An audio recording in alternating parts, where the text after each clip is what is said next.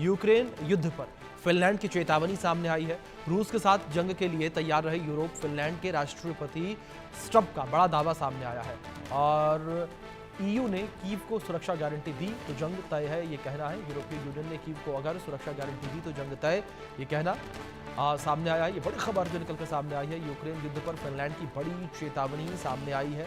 तो बड़ी अपडेट जो इस बीच निकलकर सामने आ रही है, देखिए बड़ी जानकारी, एक बड़ा बयान ये निकलकर सामने आया है जिस तरीके से, और दोनों मेहमान हमारे साथ बने हुए हैं। मयंक जी, मैं आपका रुख करूंगा, जिस तरीके से ये चेतावनी सामने आई है, क्या इस चेतावनी को आप संकेत के तौर पर देखते हैं कि यूरोप सीधे युद्ध में कूद सकता है, या मयंक जी आपको लगता है कि यूरोप कभी भी डायरेक्टली इस लड़ाई में इन्वॉल्व नहीं होगा?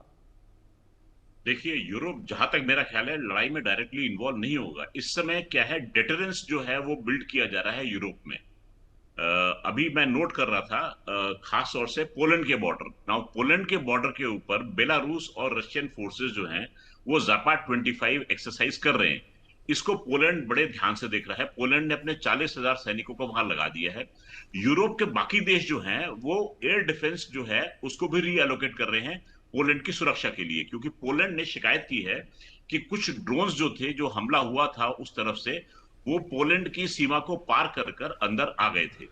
तो इस समय यूरोपियन नेशंस जो हैं एक ड्रोन वॉल, यानी कि जो ड्रोन आता है उसको ड्रोन को रोका जा सके, ऐसी एक ड्रोन वॉल बनाने की चेष्टा कर रहे हैं, जिससे कि पोलैंड के ऊपर ऐसा हमला ना हो सके।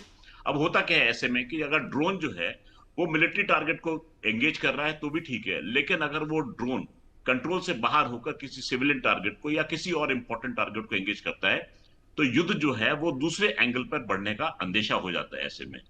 तो इस समय खतरा ये है कि अगर लगातार ताबड़तोड़ हमले ऐसे होते रहे और बाई चांस कोई ऐसा रोग मिसाइल या रोग ड्रोन जो है वो चला गया, तो युद्ध जो है वो थोड़ा और गर्मा सकता है।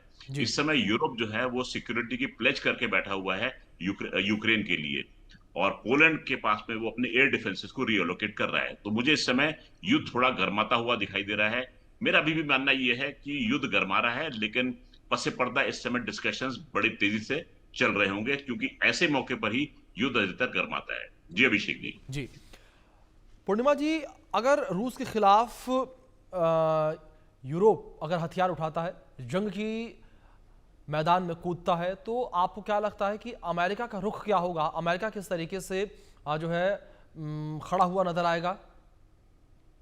अमेरिका तो ये कह रहा है कि वो नेटो के साथ है, और इसमें कोई दोहराई नहीं है कि वो नेटो के साथ ही है और नेटो के साथ रहेंगे। जी। जो मेरा पॉइंट इज वेरी सिंपल। जो नेटो ने प्रॉमिस किया था पहले कि ईस्ट वर्ड एक्सपैंड नहीं जी। करेंगे, उनको करना ही नहीं चाहिए था। वो डिसेप्शनिस्ट तरीका यूज करके वो एक्सपैंड किया है, चलो कर लिया। वो रूसोफोबिया को बढ़ा बढ़ा के अभी यहाँ तक पहुंच गया। ऑब्वियसली वॉर में जो कोलैटरल डैमेज है, जो नॉर्मल लोग मरते हैं, उनको कोई फर्क नहीं पड़ता। युद्ध चलना चाहिए, पैसा बनाना चाहिए, वॉर इंडस्ट्री भी एक्सपैंड करना चाहिए। This is exactly what's happening unfortunately. लेकिन आप ये भी देखिए, यूरोप का अभी सिचुएशन क्या है। अभी प्रेसिडेंट ट्रम्प ने जो यूरोप ईयू के साथ डील किया है कुछ दिन पहले, उसे साइन भी हो चुका है। उसमें उर्सुला ने क्या साइन किया, वो लोग ने क्या साइन किया, $750 बिलियन का हथियार, वो उनका एनर्जी खरीदेंगे यूएस से। 600 बिलियन डॉलर्स का इन्वेस्टमेंट यूनाइटेड स्टेट्स में करेंगे। अब मुझे बताइए, जो बाद में जाके क्लैरिफिकेशन उनको देना पड़ा कि वो $600 बिलियन का जो इन्वेस्टमेंट है वो ईयू डायरेक्टली नहीं करेंगे, उनको प्राइवेट कंपनी या प्राइवेट इन्वेस्टमेंट में आएगा, उसका कोई गारंटी नहीं है। और $750 बिलियन का जो एनर्जी भी खरीदेंगे, रशिया को आप साइड में ले जाइए। रशिया से ना खरीद के यूएस से ज्यादा प्राइस से खरीदेंगे। आपको क्या लगता है यूरोप बच जाएगा इससे? दे जी। Are already suffering within. इनका जो इस्लामिक इन्वेजन हो रहा है, उन आप तो देख ही रहे हो, every country has been targeted, जी। whether it's UK or it's not part of EU, but from a France perspective and जी। other countries, Sweden, Denmark, आप बिल्कुल। ले लो। So here this is a massive situation if Europe बिल्कुल। doesn't understand कि बिल्कुल उनको बिल्कुल पूर्णिमा जी, बिल्कुल ठीक कहा आपने कि मैसिव सिचुएशन है ये।